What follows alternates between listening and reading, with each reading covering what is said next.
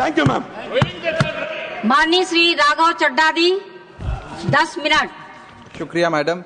Tax to live, tax to die and tax everything in between. इस जीवन में दो ही चीजें निश्चित हैं। There are only two things that are certain, death यानी कि मृत्यु, और दूसरा है टैक्स।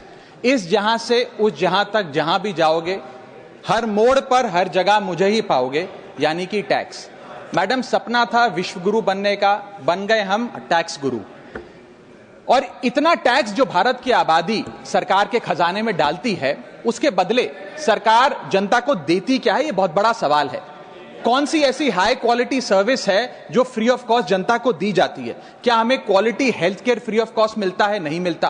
क्या हमें वर्ल्ड क्लास एजुकेशन मिलती है? नहीं मिलती। क्या हमें फ्री वर्ल्ड क्लास ट्रांसपोर्टेशन मिलता है? नहीं मिलता। क्या हाई क्वालिटी रोड्स मिलती हैं? अगर अच्छी हैं तो टोल टैक्स भरना पड़ता है। क्या 24 घंटे 7 दिन बिजली आती है? नहीं आती। तो इतना सारा जो टैक्स सरकार इकट्ठा करती है, उसका करती क्या है? इसीलिए मैं कहना चाहता हूं दैट वी इन इंडिया पे taxes like in developed countries to get services like in sub-Saharan countries. Madam, from the moment a child is born to the very moment his family mourns his death, the government is there at every step, not to help you, but to tax you. और आइए एक रोमांचक यात्रा पे चलते हैं। माननीय वित्त मंत्री जी हर बार मेरे सवालों का जवाब देते हुए मुझ पर तंज कसती हैं और कहती हैं कि शायद ये चार्टर्ड अकाउंटेंट नहीं है, इनकी डिग्री असली नहीं है, तमाम तरीके की बातें मेरे बारे में कहती हैं, निजी हमले करती हैं। मैं उनका बहुत सम्मान करता हूं, मेरे मन में उनके प्रति बहुत आदर है। ओहदे में, हैसियत में, उम्र में, अनुभव में बहुत बड़ी है मुझसे। लेकिन आज मैं इस सीए की डिग्री को किनारे करके सरल भाषा में आम आदमी की तरह इस देश के आम आदमी का दर्द आपके सामने रखना चाहता हूं कि कैसे हमारे जन्म होने से लेकर हमारे मरने तक टैक्स पे टैक्स सरकार हमसे वसूलती है। मैं आपके सामने जीवन के 8 चरण, 8 स्टेजेस ऑफ लाइफ रखना चाहता हूं। फर्स्ट स्टेज ऑफ लाइफ, जब इंसान पैदा होता है, that is the birth stage. बच्चे के पैदा होने से पहले, उसकी आंखें खुलने से पहले जो उसको वैक्सीन लगती है, उस पर 5% जीएसटी लगता है। जिस अस्पताल में बच्चा पैदा होता है, उस हॉस्पिटल के कमरे के चार्जेस पर अगर 5,000 रुपए से ज्यादा का कमरा हो तो 5% जीएसटी लगता है। बेबी केयर के आइटम्स पे 5% जीएसटी लगता है। और अगर उसके माता पिता बच्चे के पैदा होने पर मिठाई बांटे तो मिठाई पर 5% और चॉकलेट पर 18%, 28% जीएसटी लगता है। दूसरा चरण जीवन का इन्फेंसी और चाइल्डहुड यानी कि बचपन। बचपन में बेबी फूड जो खरीदा जाता है उस पर 12 से 18% जीएसटी, डाइपर जो खरीदा जाता है उस पर 12% जीएसटी, बेबी स्ट्रोलर पे 5 से 12% जीएसटी, और जो खिलौने बच्चे को दिए जाते हैं उन खिलौनों पर भी 12% जीएसटी लिया जाता है। जब मुंडन होता है बच्चे का, पहला हेयर कट जिसे कहते हैं, उस हेयर कट की सर्विसेज पर भी 18% जीएसटी, और पहली बर्थडे पार्टी पर जो फोटोग्राफी होती है, फोटो खिंचवाई जाती है, उस फोटोग्राफी सर्विसेज पर भी 18% जीएसटी। यहां तक कि नामकरण की बर्थडे पार्टी जो की जाती है उस पर भी केटरिंग सर्विसेज से लेकर खान पर 18% जीएसटी सरकार वसूलती है। अब बच्चा स्कूल जाना शुरू करता है तो स्कूल जाने पर यूनिफॉर्म से लेकर जूतों, स्कूल बैग, लंच बॉक्स सब पर जीएसटी लगता है। 12% जीएसटी नोटबुक पर लगता है, 18% जीएसटी स्टेशनरी आइटम पर लगता है। और उसके बाद अगर कोई एक्स्ट्रा करिकुलर एक्टिविटी बच्चे को करनी हो, कोई म्यूजिक क्लास करनी हो या फिर कोई स्पोर्ट्स कोचिंग की क्लास वो ले ले, उस पर भी 18% जीएसटी देना पड़ता है। प्राइवेट ट्यूशन ले तो उस पर भी जीएसटी, और पहली साइकिल जो बच्चा खरीदता है उस पर भी 12% जीएसटी देना पड़ता है।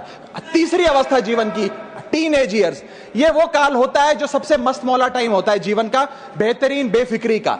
इसमें बच्चा, यंग जवान लड़का लड़की अपना पहला स्मार्टफोन खरीदते हैं, उस स्मार्टफोन पर जीएसटी लगता है। अगर महंगा हो, विदेशी हो तो इंपोर्ट ड्यूटी भी लगती है। फिर वो अपना फोन रिचार्ज कराता है, उस पर जीएसटी लगते हैं। ब्रॉडबैंड इंटरनेट का कनेक्शन लेता है, उस पर जीएसटी लगता है। नेटफ्लिक्स, स्पॉटिफाई या वीडियो गेम की सब्सक्रिप्शन लेता है, उस पर भी जीएसटी देना पड़ता है। और अगर अपने दोस्तों के साथ पिक्चर देखने बाहर जाए तो पिक्चर की टिकट पर जीएसटी, एंटरटेनमेंट टैक्स और पॉपकॉर्न पर भी जीएसटी अब लगने लग गया है। तो तमाम तरीके के सॉल्टेड कैरेमल पॉपकॉर्न पर भी सरकार आपसे जीएसटी वसूलती है। इस बीच जब आप 18 साल के होते हैं और पहली बाइक या पहला स्कूटर खरीदते हैं, उस बाइक और स्कूटर पर आपसे जीएसटी लिया जाता है, व्हीकल इंश्योरेंस पर जीएसटी लिया जाता है, और उसके बाद रजिस्ट्रेशन टैक्स और रोड टैक्स के नाम पर भी पैसा लिया जाता है। जीवन की चौथी अवस्था, fourth stage of life, higher education की। इस हायर एजुकेशन की अवस्था में आप यदि प्राइवेट कॉलेज में पढ़ रहे हैं तो प्राइवेट कॉलेज की ट्यूशन फी पर जीएसटी लगता है, हॉस्टल में रह रहे हैं या पीजी का रेंट भर रहे हैं तो उस पर जीएसटी लगता है, स्टूडेंट लोन की प्रोसेसिंग फी पर जीएसटी लगता है, किताबों से लेकर लैपटॉप तक जीएसटी लगता है। और अगर माता पिता संपन्न हैं और बच्चे को विदेश भेजते हैं पढ़ने के लिए तो फॉरेन रेमिटेंस पर टैक्स कलेक्टेड एट सोर्स सरकार लागू करती है। अब आते हैं पांचवी अवस्था पे, जब वो अपना करियर शुरू करता है। ये वो एज है जिसे मैं golden age of direct taxes कहूंगा। अब ये डायरेक्ट टैक्स के जंजाल में आदमी फंस जाता है इस उम्र में जब उसकी पहली नौकरी लगती है। तो नौकरी में आमदनी अनुसार उसके स्लैब रेट के हिसाब से उस पर टीडीएस पहले काटा जाता है, मानो जेब काटी जा रही हो, और फिर इनकम टैक्स वसूला जाता है। जब पहली बार उसको पगार मिलती है, वेतन मिलता है, वो माता पिता या दोस्तों को बाहर खाने पे ले जाता है, पिक्चर दिखाने ले जाता है, उस खाने के बिल पर भी सरकार जीएसटी वसूलती है। और जैसे जैसे उसकी सैलरी बढ़ती है वैसे वैसे स्लैब अनुसार उससे इनकम टैक्स वसूला जाता है। इसके बाद आज वर्क फ्रॉम होम का कल्चर चल रहा है, तो वर्क फ्रॉम होम में इंटरनेट बिल्स हो, ब्रीफकेस हो, लैपटॉप हो, इन सारी चीजों की खरीद पर सरकार जीएसटी लेती है। और अगर आप ये पैसा निवेश करें, इस निवेश करने पर आप कोई भी फाइनेंशियल इंस्ट्रूमेंट खरीदें तो सिक्योरिटी ट्रांजैक्शन टैक्स के नाम पर, मैडम मेरा समय जा रहा है, कोई फाइनेंशियल इंस्ट्रूमेंट खरीदे तो फाइनेंशियल इंस्ट्रूमेंट की खरीद पर सिक्योरिटी ट्रांजैक्शन टैक्स, उसकी ब्रोकरेज पर जीएसटी और फाइनेंशियल एडवाइजरी पर जीएसटी। और जब आप ये फाइनेंशियल इंस्ट्रूमेंट बेचते हैं तो उसके मुनाफे पर सरकार आपसे कैपिटल गेन टैक्स वसूलती है। यहां तक कि हेल्थ इंश्योरेंस और लाइफ इंश्योरेंस प्रीमियम्स पर भी सरकार आपसे जीएसटी लेती है। इसी सरकार के मंत्री माननीय गडकरी जी भी सरकार से यही गुजारिश कर रहे हैं कि इंश्योरेंस प्रीमियम पे कम से कम जीएसटी हटा दिया जाए। इसके बाद इंसान अपने जीवन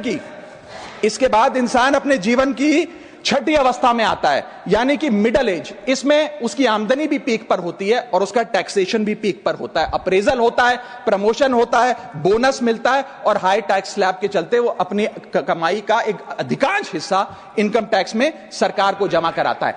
इस दौर में इंसान गाड़ी खरीदता है, घर बनाता है। जब गाड़ी खरीदता है तो जीएसटी देता है, रोड टैक्स भरता है, व्हीकल इंश्योरेंस पर जीएसटी भरता है, और जब गाड़ी लेकर शोरूम से निकलता है तो पेट्रोल डीजल पर वैट, सेस और एक्साइज ड्यूटी के नाम पर पैसा भरता है। जब सड़क पर गाड़ी चलाता है तो टोल टैक्स भरता है। फिर वो अपना घर भी खरीदता है, जमीन खरीदता है। जब जमीन खरीदता है तो स्टैंप ड्यूटी फीस सरकार को देता है।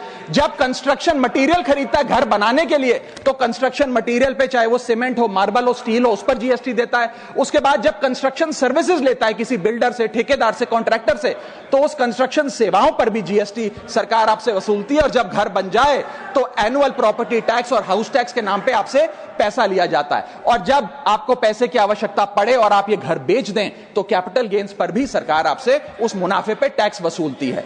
और इस बीच शादी तो रह ही गई, फिर इंसान शादी करता है, इस बीच तो बैंक्वेट हॉल बुक करता है, उस बैंक्वेट हॉल की बुकिंग पे टैक्स भरता है। शामियाना, खाना, केटरिंग सर्विसेज लेता है, उस पर जीएसटी भरता है। ज्वेलरी खरीदता है, उस पर जीएसटी भरता है। कपड़ा, शेरवानी सिलवाता है, कुर्ता पजामा, सूट पैंट, उस पर जीएसटी भरता है। यहां तक कि वेडिंग इन्विटेशन से लेकर, ब्राइडल मेकअप से लेकर, हनीमून के ट्रैवल तक हर चीज पर सरकार आपसे जीएसटी वसूलती है। सातवीं अवस्था सरकार जीवन की वो है रिटायरमेंट। इस फेज में इंसान चाहता है आरामदायक जीवन जिया जाए, जो जीवन में कमाया उस कमाई के सहारे उसकी इंटरेस्ट पर, पेंशन पर जिया जाए। लेकिन इस अवस्था में भी सरकार पेंशन और इंटरेस्ट इनकम पे आपसे टैक्स लेती है। बूढ़ा हो जाता है, दवाई इलाज की जरूरत पड़ती है तो हेल्थ केयर बिल पर, दवाइयों पर आपसे जीएसटी लिया जाता है। लाइफ इंश्योरेंस और हेल्थ इंश्योरेंस प्रीमियम पर तो जीएसटी लेती है। और इस दौर में वो अपनी वसीयत लिखता है, फैमिली विल। उस फैमिली विल पर जो लीगल फीस देता है उस लीगल फीस पर भी उसे जीएसटी देना पड़ता है और स्टैंप ड्यूटी देनी पड़ती है। और आठवीं जीवन की अवस्था, यानी कि जीवन की समाप्ति, जब उसका स्वर्गवास हो जाता है, उसके जीवन का अंत हो जाता है, यहां भी सरकारें उसका साथ नहीं छोड़ती। यहां पर भी सरकारें उस पर टैक्स लगाती हैं। जब कोई इंसान मरता है तो उसके अंतिम संस्कार में देसी घी, चंदन वुड, नारियल, इत्तर जैसा सामान इस्तेमाल होता है, उस पर भी जीएसटी लगता है। और जब उसके मरने के उपरांत अखबार में ऑबिचुरी की इश्तेहार छपाया जाता है, उस पब्लिकेशन ऑफ ऑबिचुरी न्यूज़पेपर पर भी 5% सरकार जीएसटी लेती है। और मरने के बाद जब प्रॉपर्टी उसके बच्चों को या परिवार वालों को दी जाती है, उस म्यूटेशन पर भी सरकार आपसे ड्यूटी सेस लेती है। ये है life cycle of taxation model. लेकिन मैडम सबसे जरूरी बात यह है कि इतना टैक्स देने के बाद सरकारें हमें देती क्या है। मैं जानता हूं कि टैक्स सरकार के लिए जरूरी है, इस सरकार के लिए नहीं, जितनी सरकारें इस देश में रही सबने टैक्स लगाकर जनता से पैसा लिया।